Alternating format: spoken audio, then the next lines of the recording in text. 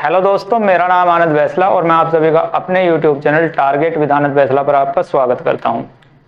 दोस्तों, जैसा कि आपको पता है, मैथ की इस सीरीज में हम YCT पब्लिकेशन की इस बुक का सॉल्यूशन कर रहे हैं जो कि रेलवे ग्रुप डी और NTPC के लिए है। और इस बुक के सॉल्यूशन में जो अभी हमारी क्लास चली हुई है वो है नंबर सिस्टम। नंबर सिस्टम के अंदर भी हम 144 क्वेश्चन अभी तक कर चुके हैं। आज हम 145 क्वेश्चन से लेकर 166 क्वेश्चन तक करेंगे। और मैं बता दूं, ये जो 145 से लेकर 166 तक जो क्वेश्चन है, इन क्वेश्चंस में मोस्टली जो क्वेश्चन है वो आपके फैक्टर और यूनिट डिजिट से रिलेटेड क्वेश्चन है। तो यूनिट डिजिट और फैक्टर को अच्छी तरह से करने के लिए मेरी प्लेलिस्ट में वीडियो पड़ी हुई है, यूनिट डिजिट के नाम से भी और फैक्टर के नाम से भी। आप वो वीडियो पहले देखिए। उन वीडियो को देखने के बाद आप कोई भी क्वेश्चन मुश्किल से 2 या 3 सेकंड आप उसको सोल्व करने में लेंगे। बताऊंगा मैं यहाँ भी, लेकिन अगर यूनिट डिजिट और फैक्टर के ऊपर आपको अपनी बहुत अच्छी पकड़ बनानी है तो आप प्लीज वो वीडियो जाकर जरूर देख लें। अब बात करते हैं क्वेश्चन नंबर 145 की। बोल रहा है कि इनमें से किस संख्या के सर्वाधिक भाजक होंगे, यानी कि सबसे ज्यादा फैक्टर कौन सी संख्या के होंगे। और पहला ऑप्शन है 156, दूसरा ऑप्शन है 240, तीसरा ऑप्शन है 172 और फोर्थ ऑप्शन है 200। तो इनमें से कौन सी संख्या के सबसे ज्यादा फैक्टर होंगे वो हमें बताने हैं। तो अगर 156 को बात करें तो इसको प्राइम फैक्टर में हम तोड़ लेते हैं। तो जब इसको प्राइम फैक्टर में तोड़ेंगे तो इसके फैक्टर करेंगे तो 4 गुना 4 चौक 16 और 4 तिया 12 और यहाँ पर आ जाएंगे 3 4 निमा 36 और 39 को लिख सकते हैं हम 3 गुना 13 और 4 को लिख देंगे हम 2 की पावर 2। यहाँ 3 की पावर 1, यहाँ 13 की पावर 1। ये हमको इस रूप में लिखने हैं, यानी कि प्राइम नंबर के फैक्टर के रूप में लिखने हैं। 2 भी प्राइम नंबर, 3 भी प्राइम नंबर और 13 भी प्राइम नंबर। जब भी हम इनको पावर के रूप में लिखेंगे तो यहाँ पर जो बेस हैं ये हमेशा क्या होने चाहिए, प्राइम नंबर होने चाहिए। ये चीज आपको ध्यान रखनी है, जब भी हम बता सकते हैं कि कितने फैक्टर होंगे और कितने नहीं।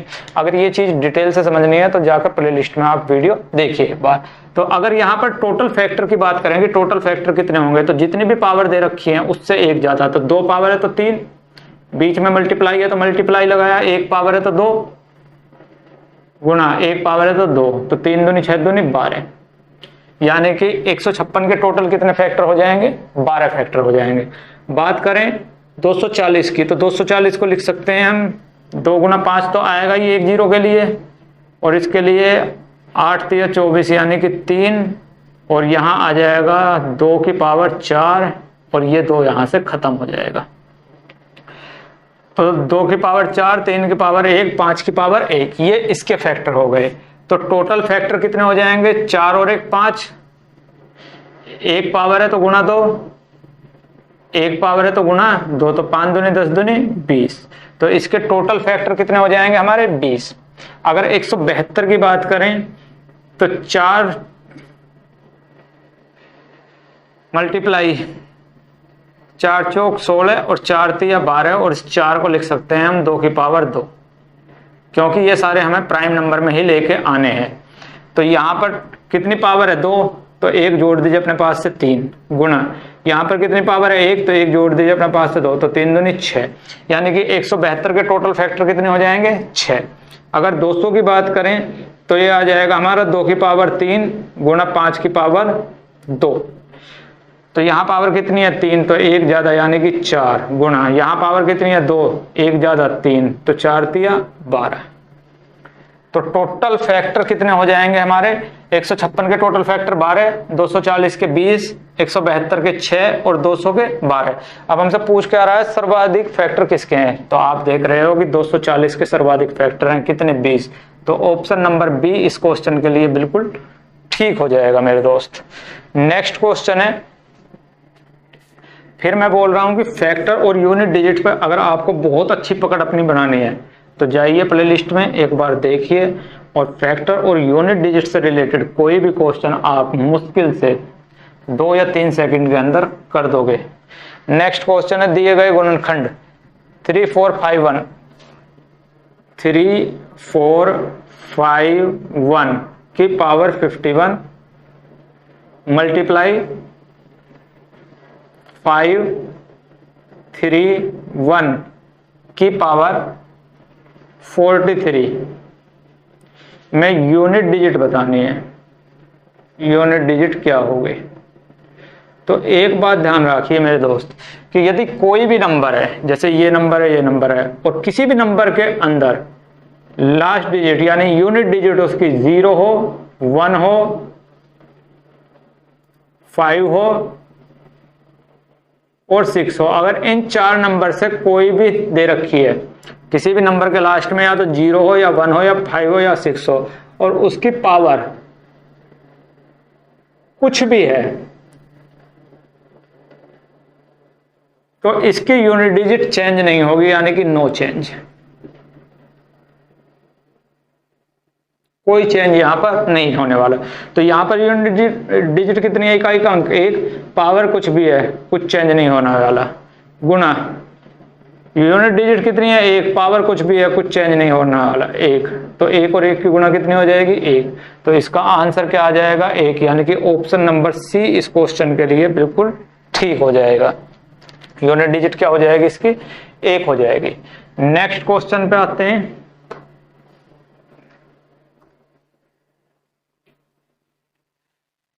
नेक्स्ट आपका 7 to 9 के कितने गुणनखंड पूर्ण वर्ग हैं? 7 to 9 के कितने गुणनखंड पूर्ण वर्ग हैं? परफेक्ट स्क्वायर है। तो परफेक्ट स्क्वायर निकालने के लिए क्या काम करेंगे? इसको पहले तो 2 की पावर क्या लिख लेंगे? 3 की पावर क्या लिख लेंगे? इसको 6। 7 to 9 का मतलब क्या है? 3 की पावर 6। और अगर परफेक्ट स्क्वायर हमें निकालने हैं तो जो भी पावर दे रखी हो बटे कर दो उसके 2 और प्लस अपने पास से 1। तो 2 तिया 6, 3 और 1 4। तो 729 के 4 फैक्टर हमारे परफेक्ट स्क्वायर मिलेंगे। परफेक्ट स्क्वायर किस तरह से निकालते हैं? पावर में लेकर आए, जो भी पावर होगी उसके बटे 2 और प्लस 1, ये हमेशा क्या होगा? हमारे परफेक्ट स्क्वायर होंगे। तो इसके अंदर कितने परफेक्ट स्क्वायर हो जाएंगे? 4। किताब के अंदर इसका आंसर गलत दे रखा है, क्योंकि किताब के अंदर क्या दे रखे हैं? 3 दे रखे हैं, जो कि गलत है। इसका सही आंसर हो जाएगा 4। नेक्स्ट क्वेश्चन है 2 की पावर 8, 2 की पावर 8 मल्टीप्लाई 3 की पावर 2 मल्टीप्लाई 5 की पावर 3 मल्टीप्लाई 7 की पावर 5 में हमें बताने हैं कि इवन फैक्टर कितने होंगे? सम फैक्टर, इवन फैक्टर हमें कितने होंगे? तो पहले इसके अंदर ये बताइए कि टोटल फैक्टर कितने होंगे? टोटल फैक्टर, तो टोटल फैक्टर के लिए मैंने अभी आपको बताया था कि जितनी भी पावर दे रखी है उसमें एक अपने पास से ऐड करते हुए चलेंगे। तो 8 पावर है तो यहाँ क्या आ जाएगी? 9 गुना 2 पावर है तो यहाँ कितनी आ जाएगी? 3 गुना 3 पावर है तो यहाँ कितनी आ जाएगी? 4 गुना 5 पावर है तो यहाँ कितनी आ जाएगी? 6। और जब हम इसको कर रहे होंगे गुना, तो 6 चौक 24 या 6 दूनी 12, 9 चौक 9, 4 तिया 12 और 9 छिके 54, 54 गुना 12, तो गुना करेंगे तो 12 चौक 48 का 8 का और 12 पंजे 60 और 4 64, यानी कि टोटल फैक्टर कितने आ जाएंगे इसके? 648। अब इस 648 में कुछ सम फैक्टर होंगे और कुछ विषम होंगे। तो पहले निकालते हैं विषम कितने होंगे। तो यहां पर जो ये बेस दे रखे हैं इसमें से मुझे एक बात बताइए कि विषम कौन कौन सी संख्या है? तो आप बोलोगे कि 2 को छोड़कर, इसको छोड़कर और सारी क्या है? हमारी विषम ही है। तो हम जो पहले ओड ही फैक्टर निकाल लेते हैं कि ओड फैक्टर कितने होंगे। तो सम को छोड़कर जितने भी ये बचे ये सब ओड फैक्टर हैं। तो ओड फैक्टर कितने बच जाएंगे? यहाँ 2 पावर है तो 3 गुना, यहाँ 3 पावर है तो 4 गुना, यहाँ 5 पावर है तो यहाँ पर 6, तो 6 चौक 24 72। तो ओड फैक्टर कितने आ जाएंगे हमारे? 72। टोटल फैक्टर कितने हैं हमारे? 648। और ये जो टोटल फैक्टर हैं ये ओड फैक्टर और इवन फैक्टर से मिलकर बने हुए हैं। तो अगर टोटल फैक्टर 648 हैं और इसमें से हमारे ओड कितने हैं 72, तो बचे हुए क्या हो जाएंगे हमारे इवन। तो बच कितने जाएंगे, 8 में से 2 जाएंगे 6, 14 में से 7 जाएंगे 7 और 5, तो कितने बच जाएंगे हमारे 576। तो हमारे इवन फैक्टर जो हो जाएंगे वो कितने हो जाएंगे 576, यानी कि ऑप्शन नंबर सी इसके लिए बिल्कुल ठीक हो जाएगा। नेक्स्ट क्वेश्चन है, इवन फैक्टर निकालने के लिए आपको टोटल फैक्टर भी पता होना चाहिए और ओड फैक्टर भी पता होना चाहिए, जबकि ओड फैक्टर निकालने के लिए ना टोटल फैक्टर की जरूरत पड़ती ना ही इवन फैक्टर की जरूरत पड़ती। जैसे कि नेक्स्ट क्वेश्चन है 2 की पावर 9, और इसकी डिटेल के लिए आप जाकर प्ले लिस्ट में वीडियो देखिए। 2 की पावर 9, 3 की पावर 5, 5 की पावर 4 और 7 की पावर 6। ओड फैक्टर हमें बताने हैं कि ओड फैक्टर क्या होंगे, ओड फैक्टर कितने होंगे इसमें। तो इसमें से छाटिए कौन सा इवन है, तो आप बोलोगे कि 2 की पावर 9 तो इवन होगा। अगर ये इवन है तो इसको हटाइए और इनकी मल्टीप्लाई करिए। तो यहाँ कितनी पावर है 5, तो अपने पास से 1 जोड़ दीजिए 6। यहाँ कितनी पावर है 4, तो 1 जोड़ दीजिए 5। यहाँ कितनी पावर है 6, तो 1 जोड़ दीजिए 7। तो कर दो भाई गुना 6 पंजे 3 7 21 210। तो आंसर कितना आ जाएगा 210, क्योंकि हमसे ओड फैक्टर पूछ रखा है। तो 2 इवन है, इसको हटाइए, ओड की मल्टीप्लाई करिए पावर में 1 जोड़कर। लेकिन ध्यान रखिए अगर इवन फैक्टर निकालना है तो पहले आपको टोटल फैक्टर निकालने पड़ेंगे, फिर ओड फैक्टर निकालने पड़ेंगे, और टोटल फैक्टर में से ओड फैक्टर हटा देंगे तो क्या आ जाएंगे हमारे इवन फैक्टर आ जाएंगे। लेकिन अगर बात करें कि ओड फैक्टर की, तो 2 को हटाकर और सबकी गुणा कर दीजिए, ये क्या हो जाएंगे हमारे 1 जोड़कर और सबकी गुणा कर देंगे तो ये हो जाएंगे हमारे ओड फैक्टर। नेक्स्ट क्वेश्चन है,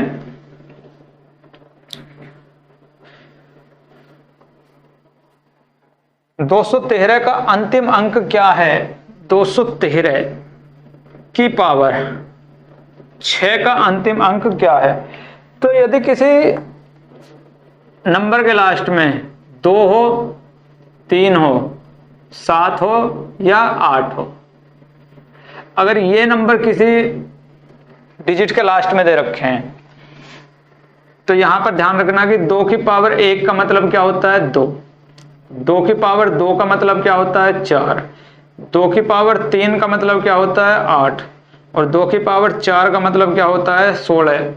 लास्ट डिजिट क्या आ जाएगी 6। इसी तरह से अगर हम करें 3 की पावर 1 क्या यूनिट डिजिट क्या आ जाएगी 3, 3 की पावर 2 का मतलब 9 यूनिट डिजिट क्या आ जाएगी 9, 3 की पावर 3 के यूनिट डिजिट क्या आ जाएगी हमारी 27, 27 की यूनिट डिजिट 7, 3 की पावर 4 का मतलब 81 यूनिट डिजिट क्या आ जाएगी 1। इसी तरह से अगर हम करें 7 की पावर 1 का मतलब 7, 7 की पावर 2 का मतलब 49 यूनिट डिजिट 9, 7 की पावर 3 का मतलब 343 यूनिट डिजिट 3, 7 की पावर 4 की यूनिट डिजिट क्या आ जाएगी 1। इसी तरह से 8 की पावर 1 का मतलब 8, 8 की पावर 2 का मतलब यूनिट डिजिट क्या आ जाएगी क्या 4, 68 64 में 4, 8 की पावर 3 का मतलब 512 यूनिट डिजिट क्या आ जाएगी 2 और 8 की पावर 4 में यूनिट डिजिट कितने आ जाएगी 6। इसके बाद अगर कहने लगे कि 8 की पावर या 2 की पावर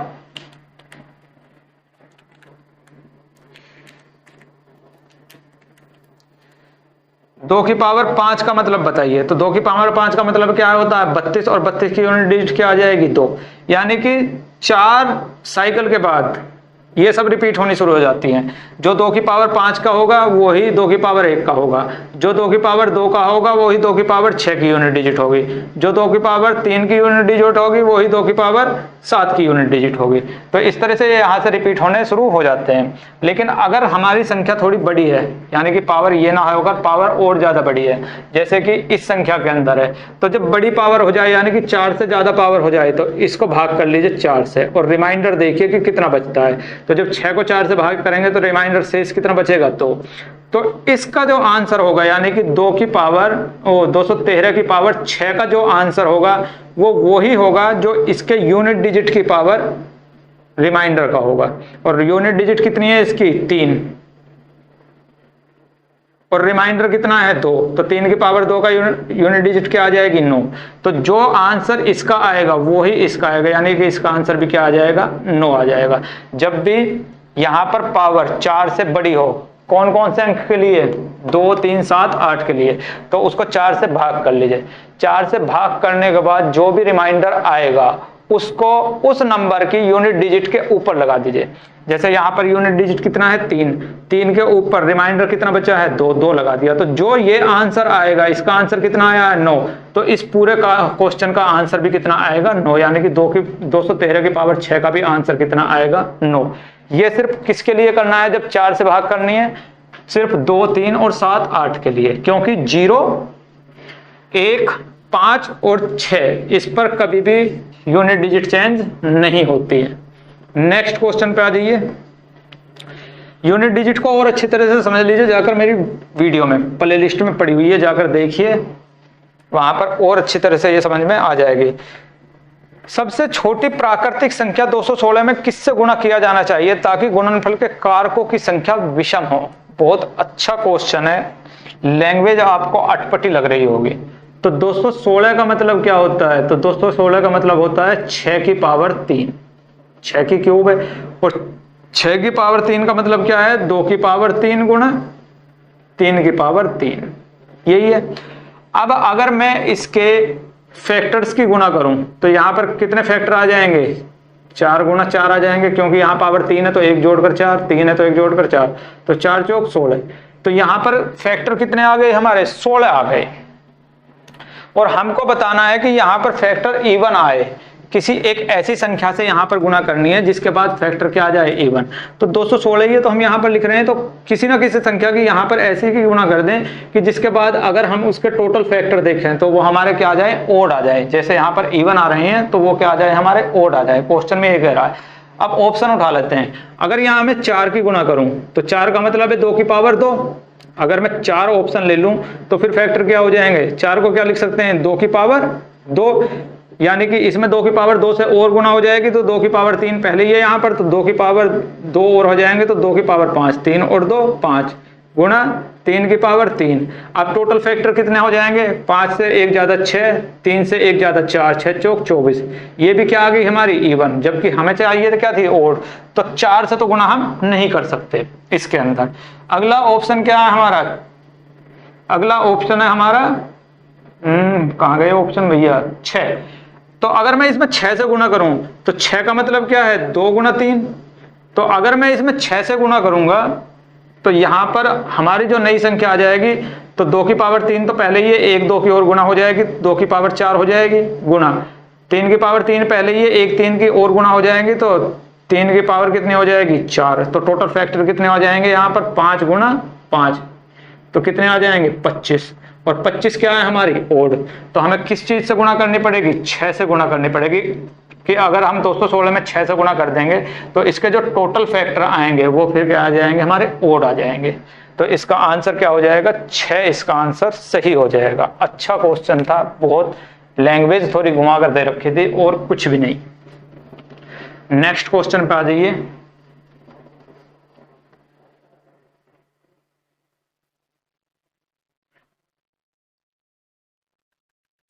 नेक्स्ट है 4523।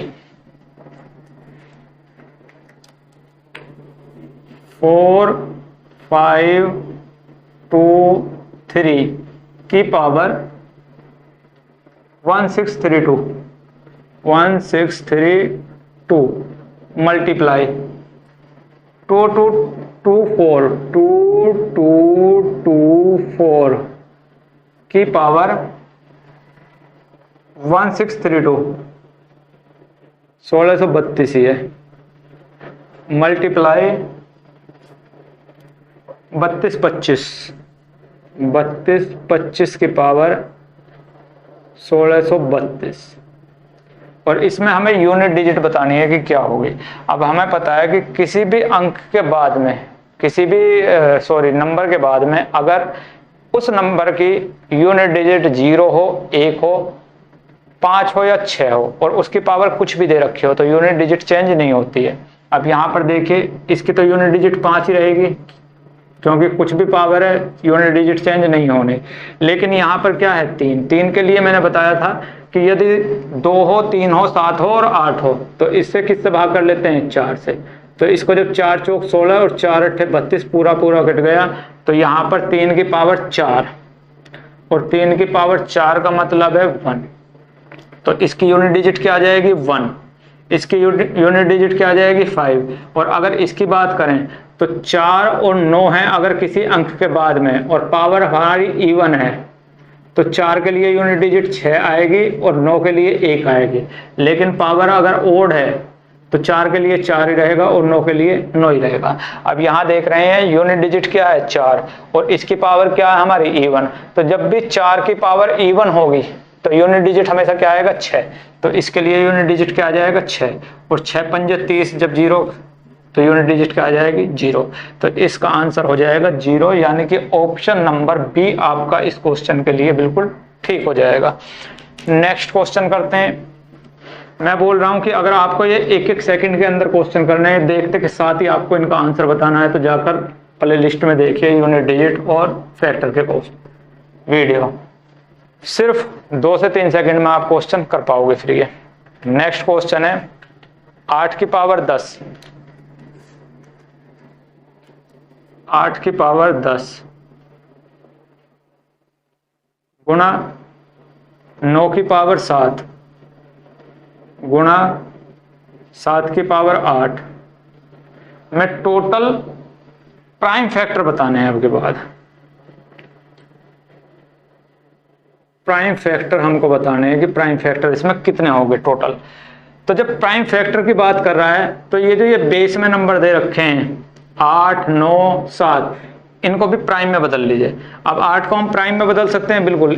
8 को क्या लिख सकते हैं, 2 की पावर 3 की पावर कितनी हो जाएगी, 10 गुणा 9 को क्या लिख सकते हैं, 3 की पावर 2 की पावर 7 गुणा 7 तो 7 रहेगा, 7 की पावर 8, और सोल्व करेंगे तो 2 की पावर 10 दिया 30 गुणा 7 दूनी 14 गुणा 7 की पावर 8। अब टोटल कितने प्राइम फैक्टर हैं, तो 2 कितनी बार आ रहा है इसमें, 30 बार, प्लस 3 कितनी बार आ रहा है, 14 बार, प्लस 7 कितनी बार आ रहा है, 8 बार। यही तो पूछ रहा है इससे कि हमारे कितनी बार प्राइम नंबर इसमें आ रहे हैं। तो 2 कितनी बार आ रहा है इसमें, 30 बार, 3 कितनी बार आ रहा है, 14 बार, 7 कितनी बार आ रहा है, 8 बार। तो टोटल कितनी बार आ रही हैं, 30 और 14 44 और 8 52।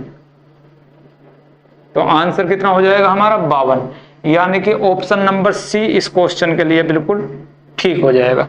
जब भी आपको टोटल प्राइम फैक्टर पूछ रहा हो तो टोटल प्राइम फैक्टर में यहाँ जो भी संख्या है उनको प्राइम नंबर में ही बदलिए। 8 को प्राइम नंबर में बदलेंगे 2 की पावर में, 9 को प्राइम नंबर में बदलेंगे 3 की पावर में। सोल्व करेंगे तो टोटल कितने प्राइम नंबर आ जाएंगे, तो 2 कितनी बार आ रहा है, 30 बार, 3 कितनी बार आ रहा है, 14 बार, और 7 कितनी बार आ रहा है, 8 बार। तो टोटल कितनी बार इसमें प्राइम नंबर आ रहे हैं, 52 बार इसमें प्राइम नंबर आ रहे हैं। नेक्स्ट क्वेश्चन पे आ जाइए।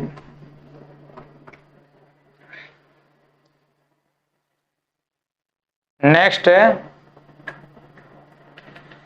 16 की पावर 7, 16 की पावर 7, सेम पहले वाला ही सवाल है। मल्टीप्लाई 27 की पावर 6, 27 की पावर 6 गुणा 5 की पावर 9, 5 की पावर 9 में टोटल प्राइम फैक्टर बताने हैं कि टोटल प्राइम फैक्टर कितने होंगे। तो इस 16 को भी प्राइम में बदलिए, 27 को भी, 5 तो प्राइम है ही। 16 को क्या लिख सकते हैं हम, 2 की पावर 4 की पावर 7 हो गया, गुणा 27 को क्या लिख सकते हैं, 3 की पावर 3 की पावर 6 हो गया, गुणा 5 की पावर 9 हो गया। तो 7 का 28, यानी कि 2 की पावर 28 गुणा 3 की पावर 18 गुणा 5 की पावर 9। अब टोटल कितने प्राइम नंबर हो गए यहाँ, 8, 8, 16 और 9, 16 और 9 25 का 5 का, और 2 और 1 3 और 2 5, यानी कि टोटल कितने आ गए हमारे, 55। तो आपका आंसर क्या हो जाएगा, 55, यानी कि ऑप्शन नंबर सी इस क्वेश्चन के लिए बिल्कुल ठीक हो जाएगा मेरे दोस्त। नेक्स्ट क्वेश्चन पे आइए। फैक्टर का कोई भी क्वेश्चन आप सेकंडों में करोगे, एक बार जाकर इसका बेसिक सीख लीजिए जाकर प्लेलिस्ट में जाकर। नेक्स्ट है दिए गए गुणनफलों में इकाई का अंक ज्ञात कीजिए। तो दोनों नंबर जो दे रखे हैं उनकी लास्ट डिजिट क्या दे रखी है 1, और 1 की पावर कुछ भी हो आंसर हमेशा क्या आएगा 1। तो ऑप्शन नंबर बी इसके लिए बिल्कुल ठीक हो जाएगा। नेक्स्ट है निम्न में इकाई का अंक ज्ञात कीजिए। तो 12 34 की पावर 102, 12 34 की पावर 102 प्लस 12 34 की पावर 103 का इकाई का अंक बताना है। अब जब 4 लास्ट में है और पावर इवन है तो इसका मतलब इसका इकाई का अंक क्या आएगा 6, प्लस 4 लास्ट में है और पावर ओड है तो इकाई का अंक क्या आएगा 4। तो जब इनको जोड़ेंगे तो इकाई के अंक में क्या आ जाएगा 0। तो आंसर हो जाएगा सी, यानी कि इसके इकाई का अंक क्या हो जाएगा हमारा 0 हो जाएगा। नेक्स्ट क्वेश्चन,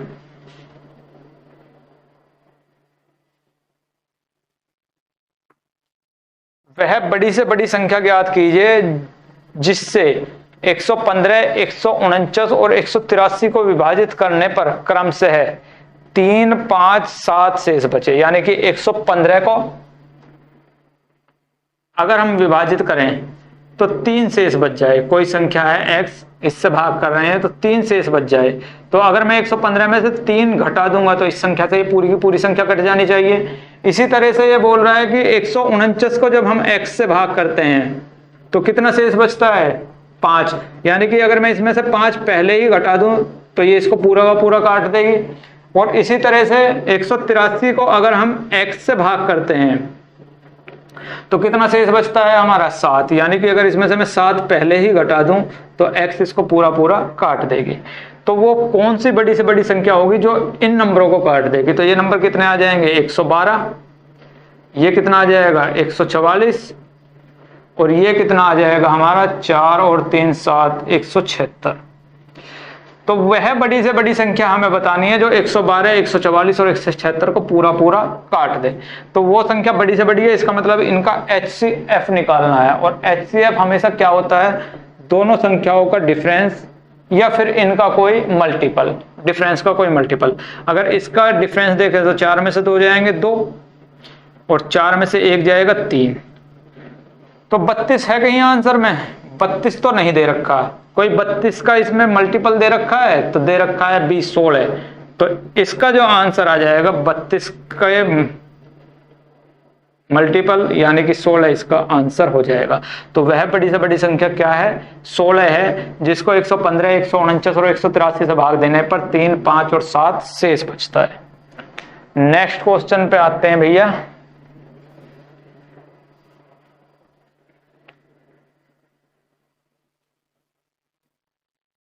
और नेक्स्ट क्वेश्चन है आपका, वह छोटी से छोटी संख्या ज्ञात कीजिए जिसे 5, 6, 7 से विभाजित करने पर 3 शेष बचता हो और संख्या 9 की गुणज भी हो। तो अगर संख्या 9 की गुणज दे रखी है तो पहले इसी से चेक कर देते हैं कि वो संख्या 9 से पूरी की पूरी कट जाएगी जो भी गुणज होगी। तो पहला ऑप्शन है 1683, दूसरा ऑप्शन है 843, तीसरा ऑप्शन है 1677 और फोर्थ ऑप्शन है 1983। तो इसमें से जो भी संख्या 9 से कट जाएगी वही आंसर होगा। तो देखते हैं कौन सी कटती है। 8 और 1 9, 6 और 3 9, ये तो कट गई। और देख लो भाई 8 4 12 और 3 15, ये तो नहीं कटती। और 7 14 और 6 20 और 1 21, ये भी नहीं कटती। 9 कट गया, 8 और 1 9 हो गया, ये भी नहीं कटती। यानी एक ही संख्या ऐसी है जो पूरी पूरी 9 से कट रही है, तो यही आंसर हो जाएगा। यानी कि ऑप्शन नंबर ए ही इस क्वेश्चन के लिए बिल्कुल सही आंसर हो जाएगा। जैसे ही हमें यहाँ पर 9 से विभाज्य की बात दे दी कि 9 का मल्टीपल है, तो हमारे लिए क्वेश्चन बहुत ही इजी हो गया। 9 का मल्टीपल है तो वो संख्या 9 से कटेगी। अब देख लो 4 ऑप्शन से कौन सी संख्या 9 से कटती है, पहली कटती है, तो यही आंसर हो जाएगा। नेक्स्ट है, किसी संख्या को 10, 9 और 8 से अलग अलग विभाजित करने पर 9, 8 और 7 शेषफल बचता है। उनमें से सबसे छोटी संख्या ज्ञात कीजिए कि उनमें से सबसे छोटी संख्या कौन सी है इन ऑप्शंस में से, जिसको अगर 10, 9 और 8 से अलग अलग विभाजित करें तो 9, 8 और 7 शेषफल बचे, यानी कि 10 को 10 से भाग करते हैं तो 9 शेषफल बचता है, जब 9 से भाग करते हैं तो 8 शेषफल बचता है, और जब 8 से भाग करते हैं तो 7 शेषफल बचता है। तो यहाँ डिफरेंस देखें इन सभी का तो कितना हो गया, 1, 1 और 1, यानी कि जो भी वो संख्या होगी वो 10, 9 और 8 का एलसीएम से 1 कम हो जाएगी। तो 10, 9, 8 का एलसीएम कितना हो जाएगा, 360, और 360 से 1 कम यानी कि 359 वो संख्या हो जाएगी, जिसको अगर हम 10, 9 और 8 से भाग देंगे तो क्रमशः 9, 8 और 7 शेषफल बचेगा। इस टाइप के क्वेश्चन में यहाँ पर डिफरेंस हमेशा इक्वली आएगा। तो 10 से भाग देंगे तो 9, 9 से भाग देंगे तो 8 शेषफल, 8 से भाग देंगे तो 7 शेषफल। डिफरेंस देखा 1, 1, 1, तीनों डिफरेंस आपस में इक्वल हो गए। अगर तीनों डिफरेंस आपस में इक्वल हो जाएंगे तो जो वो संख्या होगी वो इस संख्या का, इस संख्या का और इस संख्या का एलसीएम से 1 कम होगी। इनका एलसीएम 360, 360 से 1 कम यानी कि 359। तो आंसर आ जाएगा हमारा 359। तो आपका ऑप्शन नंबर डी इस क्वेश्चन के लिए बिल्कुल ठीक हो जाएगा। नेक्स्ट क्वेश्चन है 160 क्वेश्चन, 160 नंबर, और इस क्वेश्चन में कह रहा है कि जब किसी संख्या को किसी भाजक द्वारा विभाजित किया जाता है तो शेषफल 24 बचता है। जब उसी संख्या को 2 गुने को उसी भाजक द्वारा विभाजित किया जाता है तो शेषफल 15 बचता है। भाजक ज्ञात कीजिए। अच्छा, तो इस क्वेश्चन में एक चीज देखिए कि शेषफल 24 बच रहा है। जब किसी संख्या को किसी संख्या से भाग दे रहे हैं तो शेषफल 24 बच रहा है। इसका मतलब भाग देने वाली जो संख्या है वो 24 से बड़ी होगी, तभी तो हमारा शेषफल 24 बचेगा।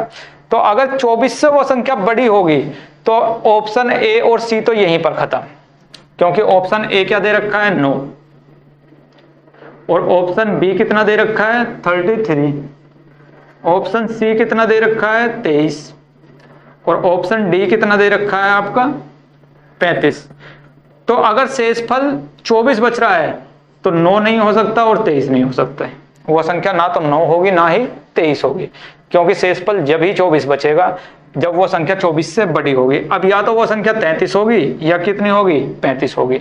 अगर मैं वो संख्या 33 मान लूं, ऑप्शन से उठाऊं मैं, और अगर मैं वो संख्या 33 मान लूं तो कौन सी ऐसी संख्या है जिसको अगर 33 से भाग किया जाए और शेषफल 24 बच जाए। तो अगर मैं इसी के अंदर 24 जोड़ दूं तो वो संख्या कितनी आ जाएगी, 57। तो 57 को अगर मैं 33 से भाग दूंगा तो शेषफल कितना बच जाएगा, 24। यही तो है। फिर बोल रहा है कि इस संख्या का 2 गुना कर दिया, 2 गुना कितना हो गया, 114, और 114 को अगर मैं 33 से भाग दूंगा तो शेषफल कितना बच जाएगा, 33, 3, 99, 15।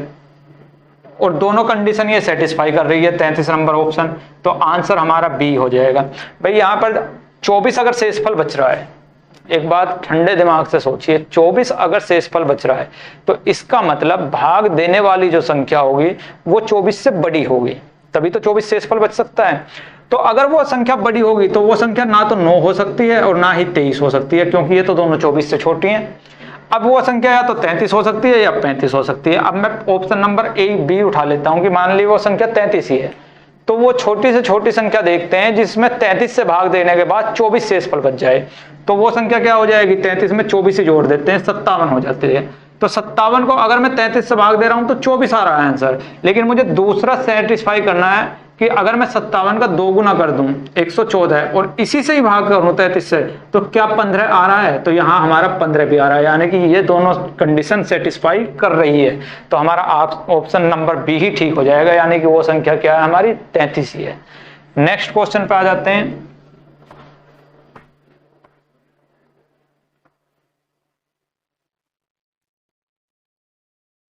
नेक्स्ट है, वह छोटी से छोटी संख्या ज्ञात कीजिए जिसे 8, 12, 18 से विभाजित करने पर क्रम से 6, 10 और 16 शेष बचे।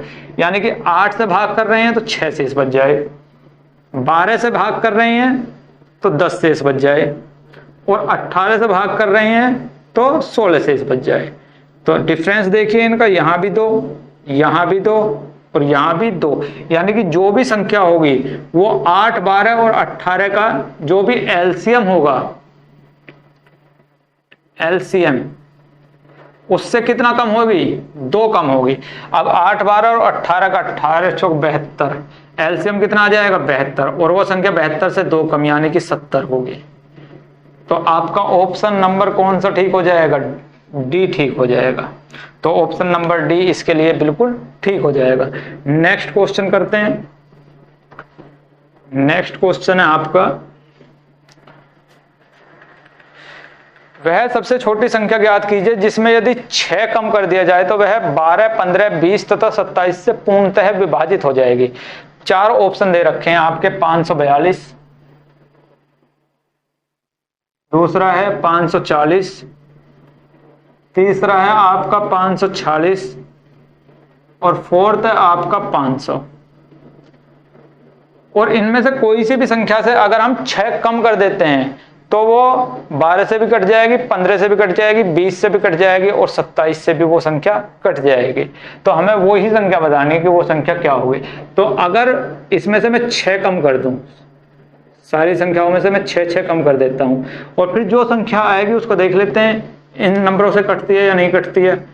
तो अगर मैं 6 कम कर दूं तो 142 में से 6 जाएंगे तो 536, 540 में से 6 जाएंगे तो 534,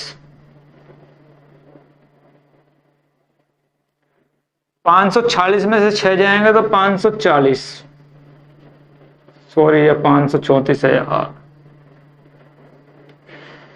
और 500 में से जाएंगे तो 494, ये संख्या है आगे। अब ये संख्याएं हमारी किस किस से कटनी चाहिए? 12 से, 15 से, 20 से और 27 से। अब अगर 27 से कट रही है तो इसका मतलब 9 से भी पूरी पूरी कट जानी चाहिए। अब 9 से कौन कौन सी संख्या पूरी पूरी कट रही है? 6 और 3 9 ये तो नहीं कट रही, 5 4 9 और 3 12 ये भी नहीं कट रही, 5 4 9 ये 9 से पूरी की पूरी कट रही है, ये भी नहीं कट रही। तो एक ही संख्या ऐसी है जो 9 से पूरी की पूरी कट रही है, और अगर 9 से कट रही है तो वो संख्या 27 से भी कटेगी, यानी कि ऑप्शन नंबर सी इसके लिए बिल्कुल ठीक हो जाएगा। तो इसका आंसर हो जाएगा सी 546। तो 546 को अगर हम 27 से भाग देंगे तो कितना बच जाएगा हमारा शेषफल? 6 बच जाएगा।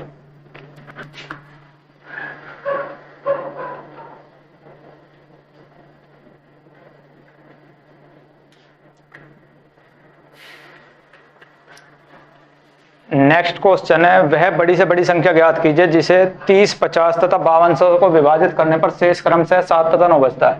यानी कि किसी संख्या से अगर हम 30, 50 को भाग करते हैं तो शेष 7 बच जाता है। तो अगर मैं इसमें से 7 कम कर दूं तो फिर तो ये पूरी की पूरी संख्या उससे कट जानी चाहिए थी। तो 30, 43 तो उस संख्या से पूरी की पूरी कट जानी चाहिए।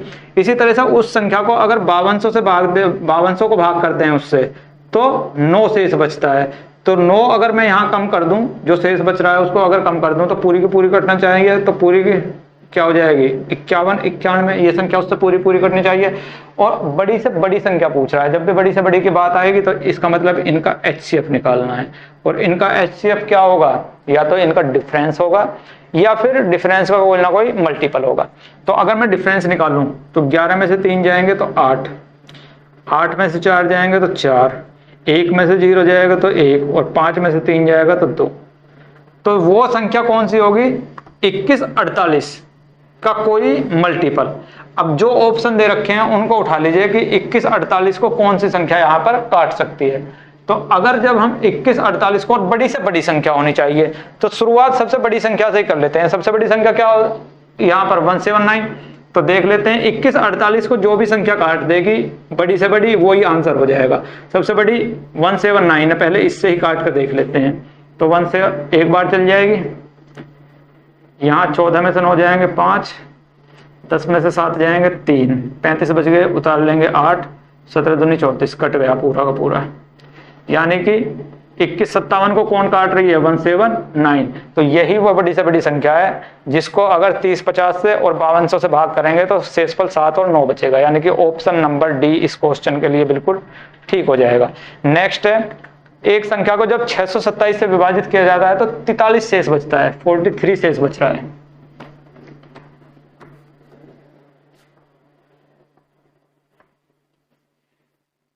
इसी संख्या को जब 19 से विभाजित किया जाता है तो शेष क्या होता है? तो पहला शेष कितना है? 43। इसको दूसरे शेष 19 से भाग कर दो तो 19 दूनी 38, शेष कितना बच गया? 5। तो आंसर आ जाएगा आपका ए। ऑप्शन नंबर ए आपका इसके लिए ठीक हो जाएगा। और नेक्स्ट है n एक पूर्ण संख्या है जिसे 6 से विभाजित किया जाता है तो शेष 4 बचता है। तो वो है छोटी से छोटी संख्या बताइए जिसको अगर हम 6 से भाग कर दें तो शेष 4 बच जाए। तो आप बोलोगे कि 10। 10 को जब हम 6 से भाग करेंगे तो शेष कितना बच जाएगा? 4 बच जाएगा। फिर बोल रहा है यदि 2n को 6 से विभाजित किया जाए यानी कि इसका 2 गुना कर दो। 20 को अगर हम 6 से भाग करें तो शेष कितना बचेगा? 2। तो आंसर क्या हो जाएगा? 2, यानी कि ऑप्शन नंबर सी इसके लिए ठीक हो जाएगा। तो आज सिर्फ यहीं तक क्वेश्चन, मिलते हैं कल, तब तक के लिए टेक केयर, बाय बाय।